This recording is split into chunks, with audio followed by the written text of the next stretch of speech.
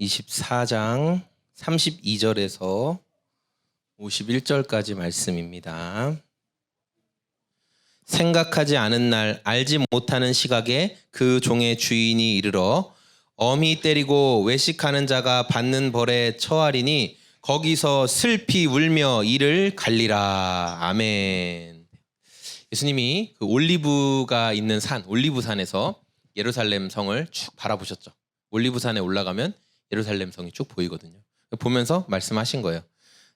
제자들은 저 예루살렘 성과 성전이 너무 멋지지 않습니까? 예수님한테 말씀했지만 예수님은 아니야, 저게 다 무너질 거고 큰 환란이 닥치게 될 거야. 그러니까 제자들이 보는 눈과 예수님이 지금 보고 계신 것은 완전히 달랐어요. 제자들은 환란의 날을 피하고 싶었죠. 우리가 그 환란 날을 피하고 싶다. 그래서 예수님께 그 날짜가 언제입니까? 예수님 언제 종말 심판의 날이 옵니까? 라고 물어봤는데 예수님은 그 날짜는 말씀해 주시지 않고 그런 날짜가 있기 전에 어떠한 징조가 있을 것인가, 징조에 대해서 말씀을 해주셨어요. 끔찍한 환란을 겪고 난 뒤에 예수님이 재림하신다, 그러니까 다시 오신다, 그 말씀을 하신 거예요. 제자들이 이제 예수님의 말씀을 듣고 가볍게 여길 수가 없었어요. 왜냐하면 그 말씀을 하신 분이 예수님이기 때문에 그래요. 누가 말하느냐에 따라서 그 무게감이 다른 것처럼 예수님이 하신 말씀은 무게감이 달라요. 왜냐하면 그분이 하신 모든 말씀은 다 이루어지기 때문에, 반드시 이루어지기 때문에 그래요. 그래서 오늘 말씀에 읽었던 것처럼 혹 천지는 없어지겠으나 내 말은 하나도 없어지지 않는다. 다 이루어진다. 예수님이 그렇게 말씀하셨거든요. 맞아요. 그래서 아멘. 그래서 예수님의 말씀은 무거운 거죠. 환란 때를 맞이해야 된다는 사실을 말씀해 주셨어요. 제자들도 두려웠고 우리들도 두려워요. 환란이 있구나. 환란이 찾아오는구나. 그런데 그때 주님이 먼저 우리에게 은혜를 베풀어 주셨죠. 뭐냐면 그 환란이 어떤 건지 우리가 다 알 정도로 분명하게 그 징조를 미리 말씀을 해 주신 거예요. 우리가 자연의 변화를 보면서 계절이 바뀌는 걸 알 수 있잖아요. 그래서 예수님은 이스라엘 사람들이 볼 때 굉장히 익숙한 게 무화과 나무예요. 그러니까 흔히 볼 수 있는 나무가 무화과 나무였어요.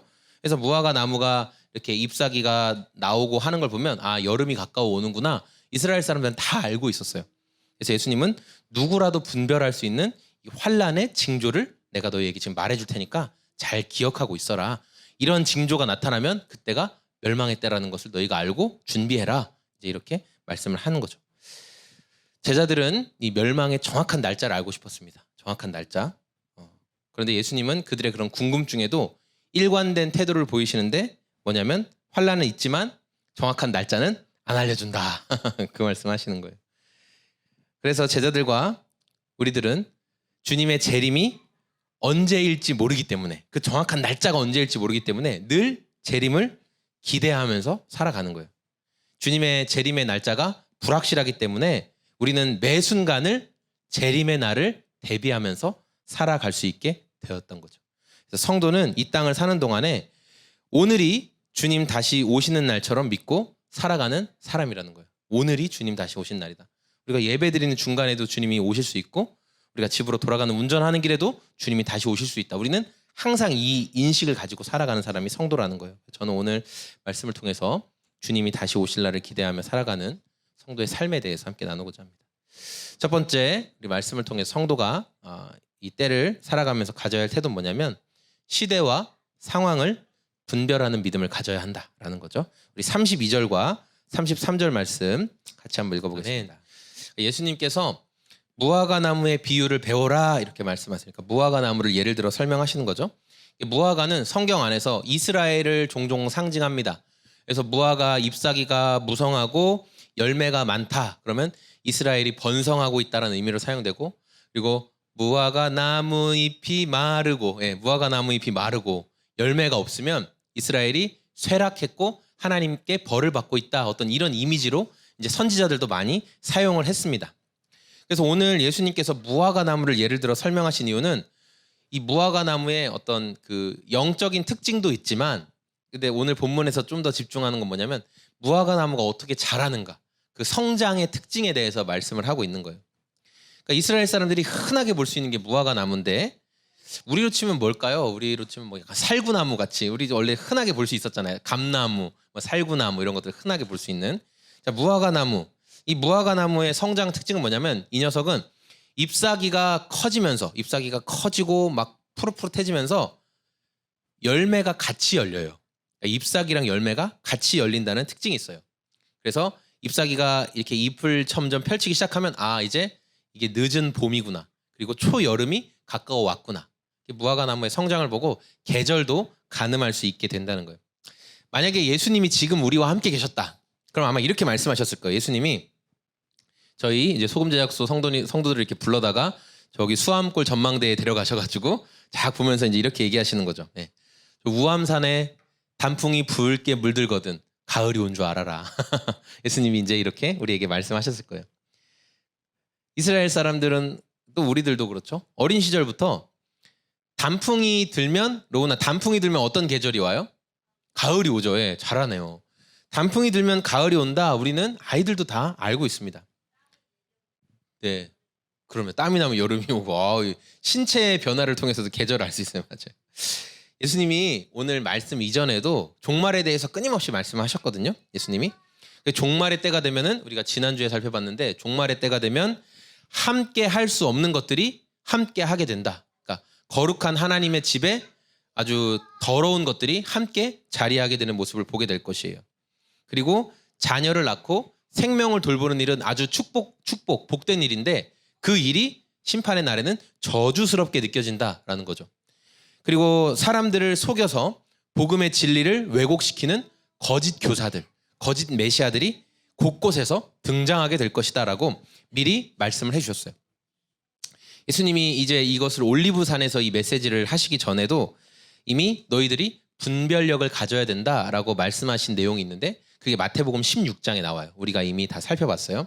거기에서 예수님을 보면서 표적을 보여라. 당신이 정말 하나님의 아들인지 표적을 보여라 말하는 바리새인들과 서기관들이 있었거든요. 예수님을 시험하던.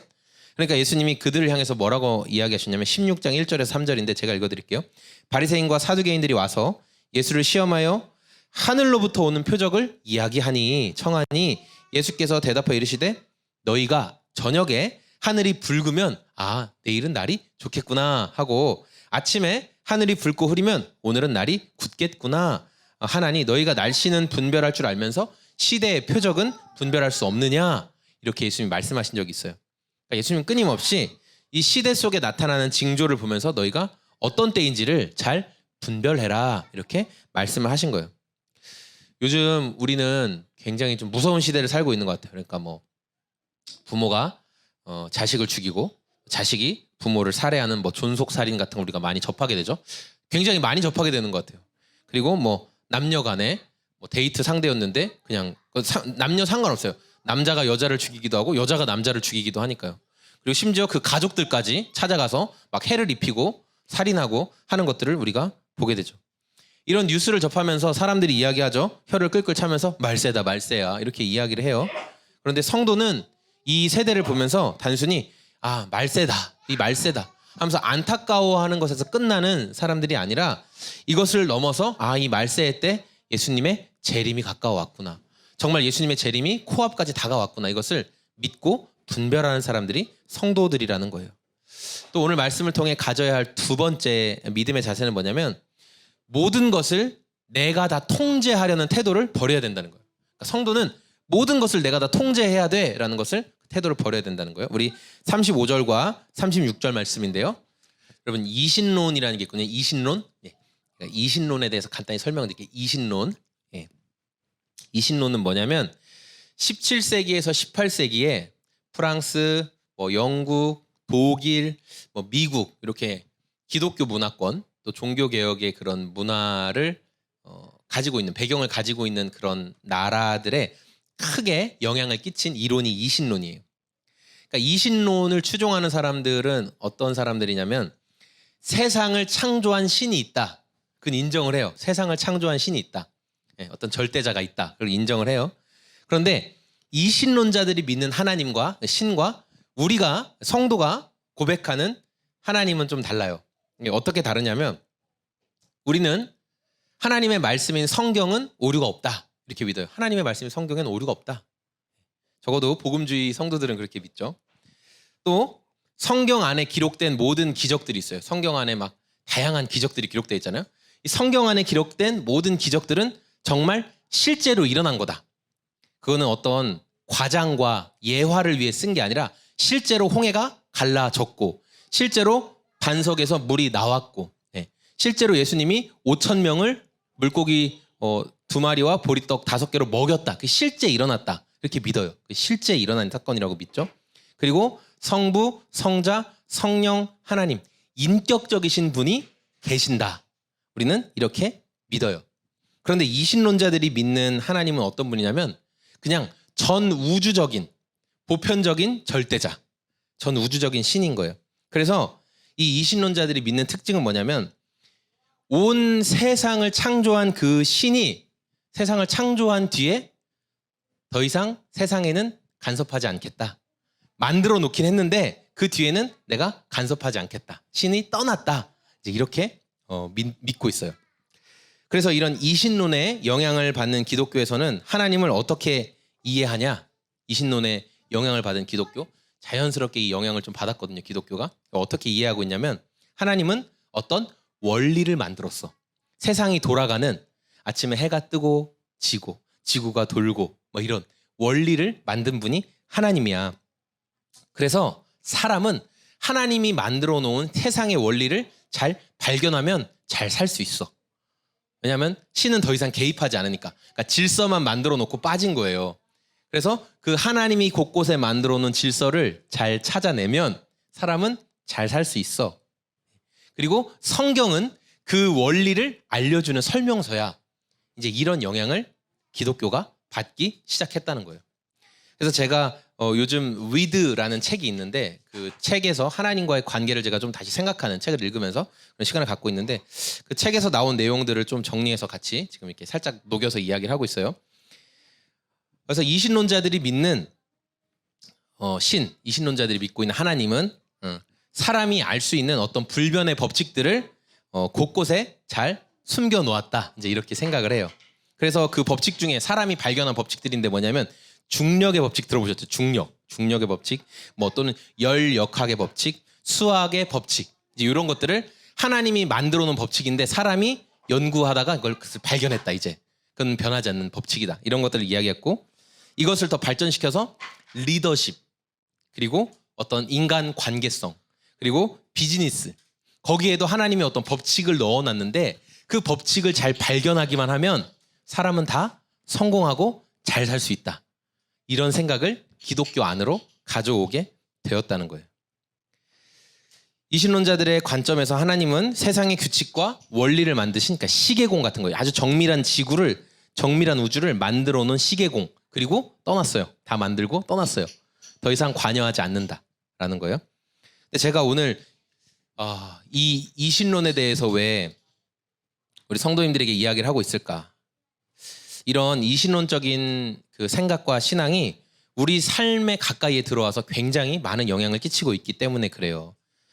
여러분 이런 책 제목 들어보셨죠? 시크릿 책 제목 들어보셨어요? 잘 되는 나, 최고 경영자 예수 뭐 이런 책 들어보셨어요?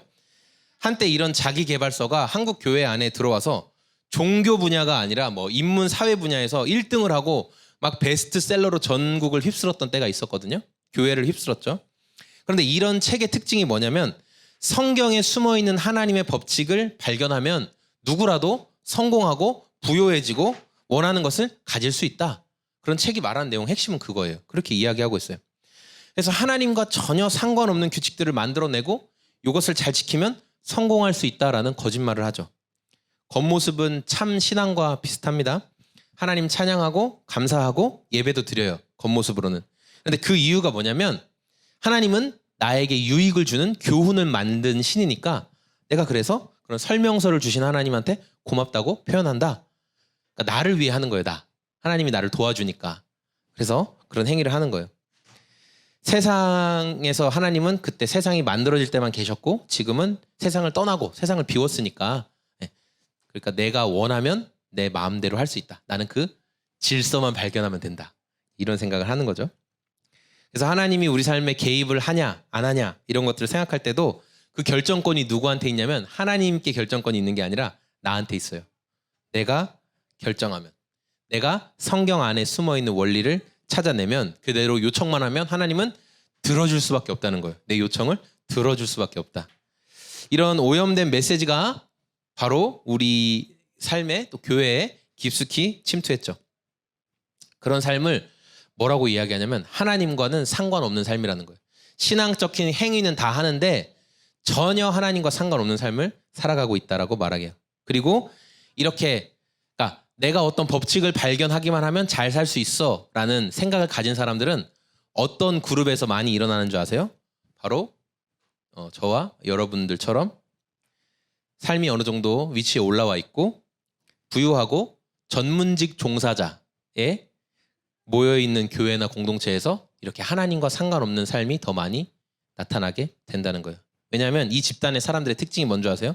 내가 노력해서 성취한 경험이 있어요. 내가 노력을 많이 해서 내가 시험을 받든지 아니면 내가 기술을 쌓았든지 그래서 사람들에게 인정을 받고 어느 정도 지위에 올라가 본 사람이에요. 내 노력을 인해서. 그리고 내 스스로 해결책을 마련해서 문제를 돌파해 본 경험이 있는 사람들이에요. 자, 그러다 보니까 내 삶을 남이 통제해서는 안 되고 내가 스스로 통제해야 돼. 내 삶이 항상 내 통제 안에 있어야 익숙하고 편안함을 느끼는 사람들이 바로 이런 사람들. 그리고 하나님과 상관없는 삶을 살기에 굉장히 가까운 사람들이다 라고 할 수 있는 거예요. 그리고 저는 이 모습이 바로 저의 모습이다라는 것을 부인할 수 없게 됐어요. 매 순간 내가 하나님과 오늘도 치열하게 하나님이 원하시는 게 무엇일까 고민하고 또 성경 안에서 하나님이 원하시는 게 이건가 또 알아가고 싸워가고 그렇게 치열하게 마음을 쓰기보다는 그냥 쉽게 성경이 말한 복받는 원리, 성공의 원리 이제 이런 것들을 찾고 뭐 또 그런 세미나 그런 강의를 귀 기울여 듣기를 원해요. 그러니까 쉬운 길을 택하는 거죠. 쉬운 길을 택하는 거예요. 왜냐하면 하나님과 관계를 맺어가는 것이 실제로는 내 통제를 벗어나는 일이 너무 많거든요. 그러니까 하나님께만 쉽게 말씀드릴게요. 하나님께만 맡겨버리면 너무 내 통제를 벗어나요. 그러니까 나는 요렇게 갔으면 좋겠는데 하나님께 맡겨버리잖아요. 절로 가라고요. 갑자기. 너무 당황이 되는 거예요. 제가 하는 말 이해가 되세요? 저는요. 제가 어제도 집에서 분위기 좋았다가 제가 한번 짜증냈거든요. 그래서 로운아 어제 아빠가 엄청 화냈지? 기억나? 엄청 화를 낸 건 아니지만 우리가 어제 집을 싹 정리했지? 막 니네 장난감 다 버리고 그치? 장난감을 계속 정리해도 테이블 위에 책이 또 막 이만큼 쌓여 있는 거예요. 어제 막 너무 화가 나는 거예요 그냥. 그래서 그러니까 어제 하루 종일 집에 있으니까 더 이제 그 마일리지가 쌓인 거죠. 분노 마일리지가. 저는 어떤 물건을 썼으면 다시 그게 제자리에 있어야 되거든요. 이게 제자리에 없으면 화가 나는 거예요. 왜냐하면 다음에 찾을 때 항상 거기에 있어야 되는데. 그러니까 어제도 막 이렇게 책이 막 가득 쌓여있고 하니까 너무 화가 나서 이거 책 다 버려! 하지마! 이렇게 했어요. 애들이 막 눈치 보고 막 치우고 막 그래서 그 책상도 치워버렸어요. 딴 데로 위치를 바꿔버렸어요. 저는 어디 갈 때도요 내비게이션을 2개를 켜놓고 가요. 차에서 안내해주는 거랑 핸드폰이 안내해주는 거. 왜 그런 줄 아세요? 둘 중에 내가 볼 때 더 좋은 길을 얼른 택하거든요. 그냥 하나만 믿고 안 가요. 가다가 얘가 빠를 것 같은데? 열로. 이게 제 모습이라는 거예요. 항상 끊임없이 통제하고 끊임없이 내가 원하는 게 이건 것 같아. 아 일로 가면 더 좋을 것 같아. 항상 끊임없이 저는 그런 것만 추구하는 모습을 발견하고 있어요. 그게 제 모습이에요. 그리고 그게 안타깝지만 우리의 모습이에요. 우리의 모습이에요. 그러니까 성경이 말하는 효과적인 원리, 이렇게 하면 교회가 부흥한다. 이렇게 하면 설교를 잘한다. 사람들의 마음을 터치할 수 있다. 사람들에게 감동을 줄 수 있다. 그런 거에만 관심을 갖는 거예요. 오늘 내가 하나님과 어떤 관계를 맺느냐보다 어떻게 하면 하나님이 이미 만들어 놓은 법칙들을 내가 발견해서 나한테 더 큰 유익이 있을까? 이런 거에만 더 관심을 갖고 싶어 하는 거예요. 예수님은 자신이 다시 오실 날에 대해서 이제 궁금해하는 제자들에게 이렇게 말씀하시죠. 내가 다시 오는 날이 그렇게 궁금해? 알았어 알려줄게. 내가 다시 오는 날은 말이야 하나님 가장 가까이에서 섬기고 있는 천사들도 모르고 아들인 나도 모르고 그거 아버지만 알아. 내가 그거까지 말해줄게. 예수님 그렇게 말씀하셨어요. 네. 예수님의 예수님은 신성과 인성을 완벽하게 가지고 계신 분이세요. 뭐 이게 뭐 절반이라든지 섞였다 안 섞였다 그렇지 않아요. 그냥 그 신적인 능력으로 신성과 인성이 한 몸에 거하고 계신 분이에요. 예수님은. 자, 그런데 그 예수님의 신성은 하나님이신 거예요. 하나님이신 예수님은 그 신성으로 자신이 언제 오실지 날짜를 저는 분명히 아신다고 생각해요. 알 수 있어요. 예. 그런데 예수님이 어떻게 했어요? 자기를 비워 종의 형체를 가졌다라고 성경은 말하고 있죠. 그러니까 완전한 인간이 되시기로 또한 결정하신 거예요. 예수님은. 자기를 비워 순종하셨어요. 그래서 그 정확한 날짜는 하나님의 손에 그냥 맡겨드린 거예요. 알 수 있지만 하나님이 하실 일입니다. 그것은. 그리고 위탁해 드린 거예요. 그러니까 알지 않기로 그냥 결정하신 거예요. 위탁해 드린 거죠. 그런데 우리는 예수님조차도 자신이 오실 날짜에 대해서는 하나님의 손에 맡겨드렸는데 우리는 어떻게든 내 삶을 항상 내가 통제하려고 해요. 이렇게 돼야지. 이건 이렇게 해야지. 끊임없이 내 생각과 내 계획대로만 이루어져야 된다고 우리가 착각하며 살아가요. 주님을 따른다는 것을 어떻게 생각하냐면 자판기에 동전을 넣고 돌리면 버튼을 누르면 내가 원하는 게 딸랑 나와야 된다고 생각하는 걸 신앙이라고 생각하죠. 그래서 성경을 연구해서 하나님이 숨겨놓은 성공과 번영의 원리를 찾는 게 좋은 신앙이야. 그게 성공하는 신앙이야 라고 착각을 하는 거예요.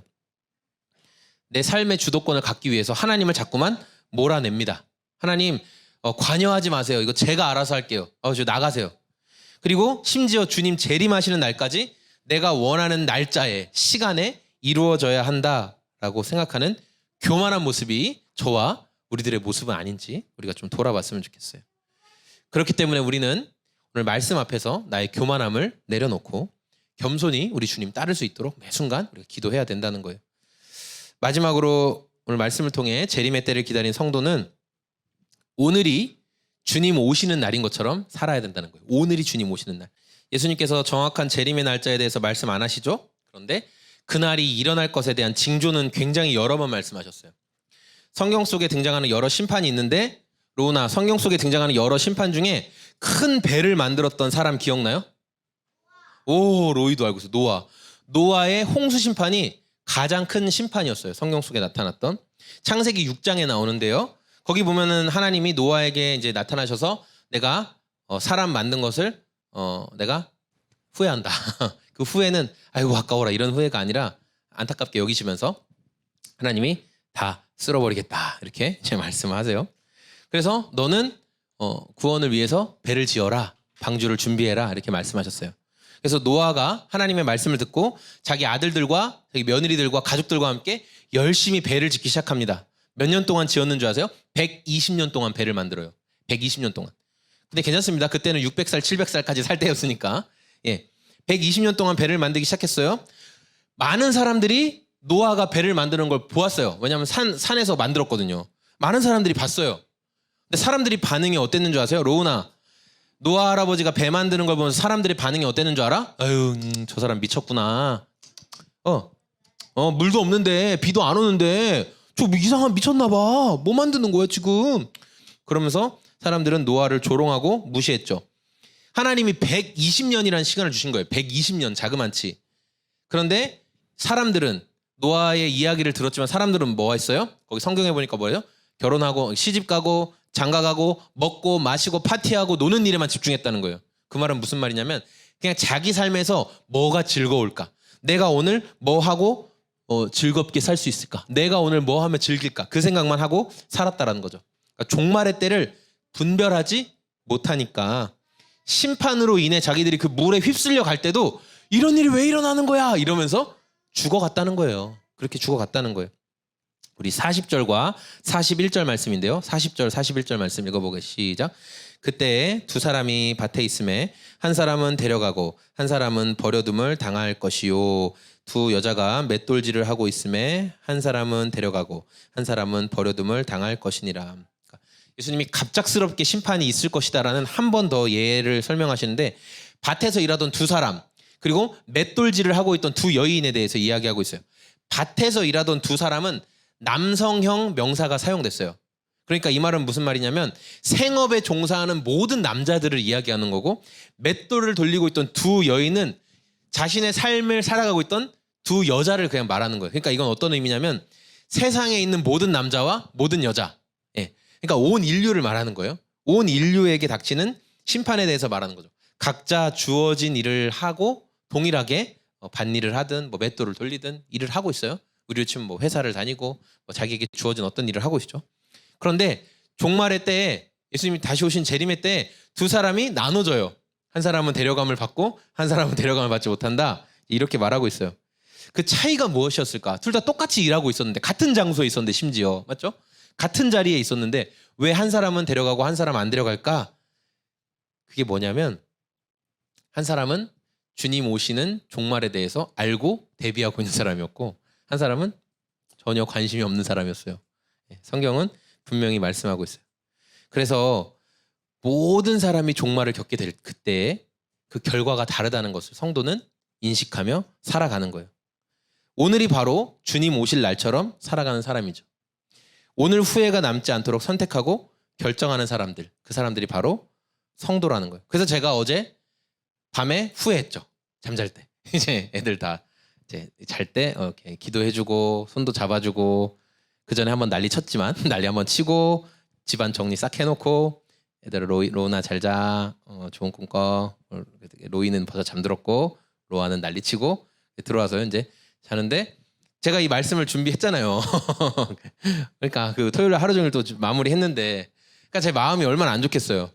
내가 그렇게 난리칠 때 주님이 오셨으면은 말로는 오늘이 주님 오실 날처럼 준비하며 살자 이렇게 이야기해놓고선 후회가 남은 거죠. 제 삶에 후회가 남은 거예요. 아 그런 결정은 안 했어도 좋았을 텐데 그냥 정리하자. 얘들아 너무 지저분하지 않니? 정리하자. 이렇게 했으면 좋았을 텐데 꼭 그렇게까지 했어야 하나. 제 마음에 후회가 남았던 거죠. 그래서 우리는 이 말씀을 진지하게 생각해야 되는 거예요. 아 우리 주님 오늘 우리에게 재림의 날을 준비하도록 매 순간을 그렇게 살게 하셨다는 것을 우리가 진지하게 생각해야 되는 거예요. 오늘 말씀을 좀 정리하겠습니다. 예수님이 올리브산에 앉으셔서 웅장하고 아름다운 헤롯 성전을 바라보셨죠? 장래에 일어날 일, 종말에 대해서 예수님은 설명해 주셨어요. 그리고 종말의 현상이 나타나는 것을 보면 예수님의 재림이 코앞까지 다가왔다라는 것을 너희가 기억해라 이렇게 말씀하셨죠. 성도는 언제 이루어질지 모르지만 반드시 오게 되는 주님 오심을 기대하며 살아가는 사람들이에요. 예수님은 정확한 날짜를 말씀해 주시지 않았어요. 일부러 말씀하시지 않은 거예요. 그래서 성도는 매일을 재림을 준비하는 날, 예수님이 다시 오심을 준비하는 것처럼 살아가야 되는 거예요. 내 생각대로 안 되고 내 통제를 벗어났다고 실망하는 게 아니라 오늘이 예수님 재림하는 날일지도 몰라. 그 마음을 가지고 후회가 남지 않도록 살아가는 게 성도의 삶이라는 거죠. 이번 한 주가 되게 추웠잖아요. 그래서 오늘도 춥고 그래서 제가 이 추위 속에서 걱정한 건 그 다른 어떤 것이 아니었습니다. 여러분 아마 짐작하실지도 몰라요. 제가 추위 속에 걱정한 것은 뭐였냐면 혹시 또 동파가 되지 않을까. 제 안에 굉장한 걱정이 있었어요. 그래서 이번엔 제가 아주 만반의 준비를 했습니다. 그래서 수도관을 이렇게 감쌀 수 있는 열선도 제가 2개나 구매하고 화장실에는 난방기도 켜두고 그래서 지금 화장실이 여기보다 더 따뜻해요. 들어가시면 후끈후끈합니다. 예, 화장실을 다 해놓고 물도 조금씩 계속 틀어놨어요. 목요일부터 틀어놨어요. 목요일부터. 나 수요일부터 틀어놨구나. 수요일부터 틀어놨어요. 왜 그랬을까요? 매일같이 일기예보를 봤어요. 매일같이. 예. 왜냐하면 올 1월 달에 제가 동파를 경험해봤기 때문에 그 동파의 억울함과 그 속상함을 제가 경험해봤기 때문에 예. 이 일이 또 일어날 수 있어. 그러니까 내가 준비하고 있어야 돼 라고 했던 거죠. 저는 겨울이 다가오면서 날이 추워질수록 징조를 분별했습니다. 동파의 때가 다가오는구나. 준비하고 있었습니다. 예수님은 오늘 말씀을 통해서 우리에게 또 구원의 손길을 내밀고 계시죠. 노아 홍수의 때는 120년이라는 돌이킬 수 있는 기회가 주어졌지만 사람들이 무시했어요. 듣지 않았어요. 그리고 어떤 사람들은 자기 삶의 자리에서 갑자기 심판을 받게 되는 경우도 있어요. 그런데 오늘 우리가 이 말씀을 듣는다는 것은 어떤 의미가 있냐면 아직 주님의 구원의 손길이 내게 뻗어져 있구나. 아직 주님이 나에게 손을 내밀고 계시구나. 기회가 있다는 거예요. 기회가 있다는 거예요. 오늘 예수님은 그 주님을 나의 구원자와 주님으로 영접하는 사람에게 갑자기 임할 심판에서부터 구원을 주시겠다라고 분명히 약속하셨습니다. 예수님을 믿는 자는 사망에서 생명으로 옮겨졌다. 성경은 그렇게 우리에게 약속하셨어요. 예수님을 믿는 자 사망에서 생명으로 옮겼느니라. 갑자기 심판이 다가와도 괜찮다는 거예요. 사망에서 생명으로 옮기셨으니까. 예수님이 약속하셨거든요. 오늘 예수님이 내밀어 주신 그 구원의 초대를 받아들이고 주님과 동행하는 삶을 우리가 살아가야 할 것입니다. 성도는 종말의 때만 생각하면서 이 땅의 생활을 포기하는 사람들이 절대 아니에요. 예전에 시한부 종말론을 말하면서 모든 것을 포기해라 이렇게 말하는 사람들이 절대 아니에요. 예수님도 그 날짜를 알지 않기로 하셨는데 이 땅에 나타나는 거짓 선지자들이 자기가 정확히 그 날짜를 안다고 말하는 거 다 거짓말이에요. 다 뻥입니다. 이 땅과 하나님의 나라를 동시에 바라보는 게 성도라는 거예요. 그러니까 이 땅을 보지만 저 하나님 나라도 같이 바라볼 수 있는 게 성도의 삶입니다. 영적인 눈이 열린 사람들이 바로 성도들이죠. 이 땅을 살아가는 동안에 예수님의 영광이 드러나는 삶, 내 삶을 통해 예수님의 영광이 드러나는 삶을 살아야 하지만 함께 나를 통해서 예수님의 재림을 준비하는 인생이 되어야 한다는 거죠. 시대와 상황을 분별하고 내가 오늘 나에게 주신 모든 상황을 다 뭔가 통제할 수 있을 것처럼 생각하는 거짓 메시지. 하나님이 말한 성경에 숨겨놓은 어떤 원리만 발견하면 내가 다 잘 될 것 같다. 그건 다 거짓말입니다. 예, 그렇지 않아요.